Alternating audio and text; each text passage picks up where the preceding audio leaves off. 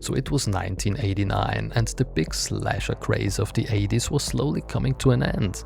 And as you all know, by the 90s everything completely changed. The whole landscape in film, studios as well as audiences were looking for completely different things. And the horror film, especially the slasher film, was going through a rough time in the early 90s, in the first half of the 90s. So, in 89, the big slasher franchises all put out their final films of the decade, of the 80s. There was Halloween 5, there was A Nightmare on Elm Street 5, and there was Jason Takes Manhattan. Those films are usually criticized by fans as being weaker entries in their franchises, and as usual, I disagree. I love all of them, especially A Nightmare on Elm Street Part 5 and Jason Takes Manhattan. I love Jason Takes Manhattan. I always did. I have a thing for this film. You know, this is another case of stupid films that I love. Just like with every other Friday the 13th film. What is this about? The plot alone is hilarious. Think about it. There's a group of teenagers as usual, and they're going on a cruise ship. They're taking a cruise ship which is going from Crystal Lake to New York City. A little backstory. I first watched this film when I was 10 years old, and it never occurred to me that it's a little strange that a cruise ship of that size would even go to a place like Crystal Lake in the middle of nowhere. I mean, there's no big city nearby. There's just some summer camp. It's in the middle of nowhere, but okay. The cruise ship is going there. And another thing I was never thinking about in my childhood days, Crystal Lake is a sweetwater lake as far as I know. And it's just a little lake, and how do they even get to the ocean? And that's hilarious. I mean, the people who wrote this were like, never mind, we don't care. Just pretend it's possible. People won't think about this thing. And yeah, I guess they were right. Because I never thought about it until I was way older. Maybe I'm that stupid. That's possible. So Jason somehow gets on the boat, of course, and starts killing people for maybe an hour or something. Which brings me to my next point. This is the main criticism about the film. People were, of course, expecting it to take place in Manhattan because it's called Jason Takes Manhattan. But it only takes place in New York City for the last 30 minutes of the film, I guess. And that was because of problems with the budget. They had a very low budget, and they were only able to film in New York City for, I guess, 2 or 3 days or something. So even when the group of teenagers arrive in New York City in the last 30 minutes, a lot of it was shot in Vancouver, I think. Maybe they were only shooting in New York for 1 day. I'm not exactly sure about that. Please comment if you know the details about this, but I think, yeah, maybe they had only 1 day. So people were expecting this to take place in New York City for the whole runtime, but that wasn't the case, and that was the main criticism. Personally, I never had a problem with the cruise ship thing. I think it's an interesting environment for some slasher scenario.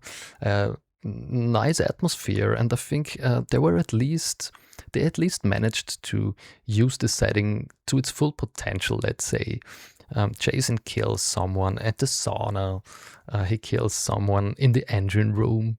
So I think it's a nice setting overall for a slasher film. You know, there's a little claustrophobic atmosphere because they can't get away from the boat. And I love the way it's lit and the atmosphere and everything. Yeah, I enjoy the cruise ship stuff.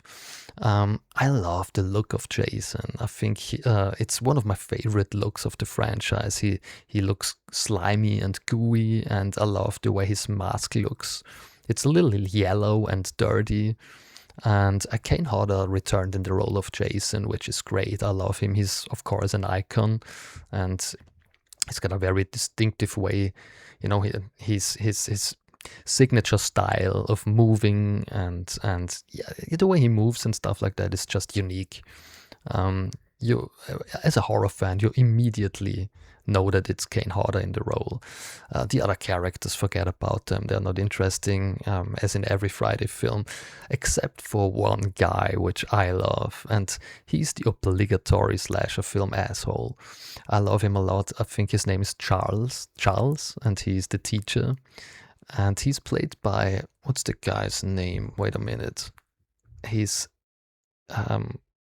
Peter Richmond plays him. I know him from soap operas and stuff like that, and he always plays an asshole.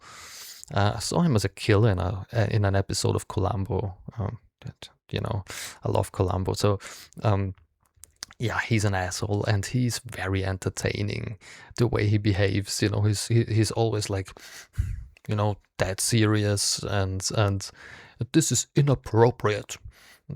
So he's acting like this, and he's a lot of fun. I love him. There's our main character has a memory of being a child, and he tries to teach her how to swim at Crystal Lake, and he just throws her in the water, and she almost drowns. And yeah, he's great. He's an asshole and very entertaining. I love him. So when they get to New York City, I think it's also highly entertaining. It's so funny because, it's all so dirty and gritty, and there's not a normal person running around. It's only criminals and drug addicts and stuff like that.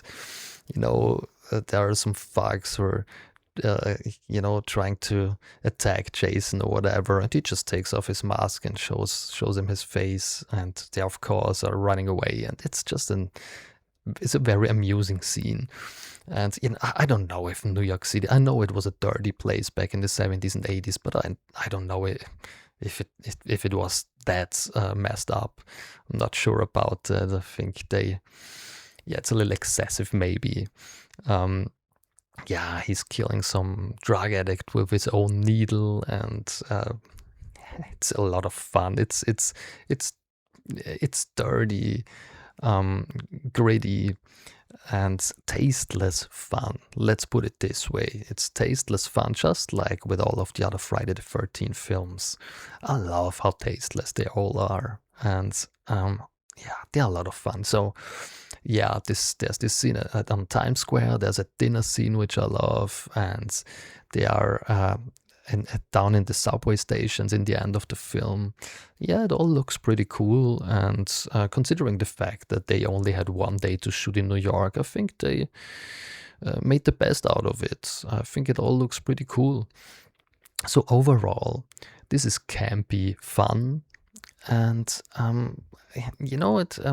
your enjoyment of this film depends on how seriously you take the whole thing. Please don't take it serious.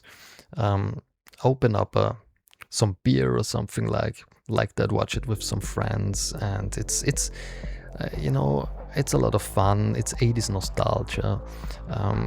It's a portal into another time, like all of those films, simpler times.